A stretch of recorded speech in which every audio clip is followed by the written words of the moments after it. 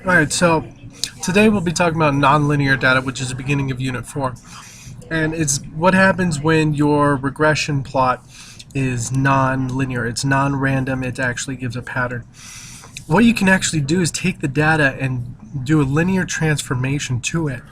You can square x, you can square y, you can square root x, you can square root y, right? You can do both to each variable, either square both x and y or square root x and y, and you can make it linear.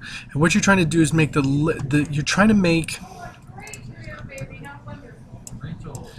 okay, so you're taking a look at your stuff. So let's say your data looks like this, and your residual plot looks like this. It's like, wait, hold on, I just did my LSRL, I got a pretty good measurement, and my R squared actually turned out to be about 94%. And you're like going, what is going on here? Why is this all happening and stuff? Now, what you want to do is you can also take a look at the data side by side and just see what happens when you mess with it. Like, for example, if you have X and you have Y, and you want to see how it compares to the two, let's say you had X, if you wanted to square it, okay, and see what happens, you might find that these numbers work better. So you might want to square the data and do a linear transformation.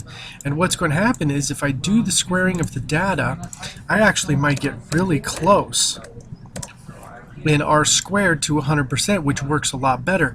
And what's going to happen is my data it's still going to have a residual pattern, okay, but it should be a lot less.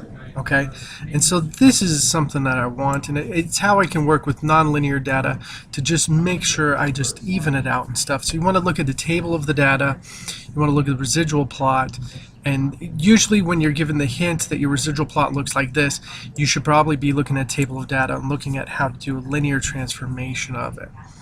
Okay, and take a look at all the methods you can use. They give it a great example on page 2 of the lesson. And then when you get your data, just re-put it in and actually look at this stuff and just go, okay, here's how we're working with this. Okay, and this is to make it fit into a LSRL. We're not trying to make it fit into any other kind of form, just an LSRL. Okay, thank you very much and have a great day.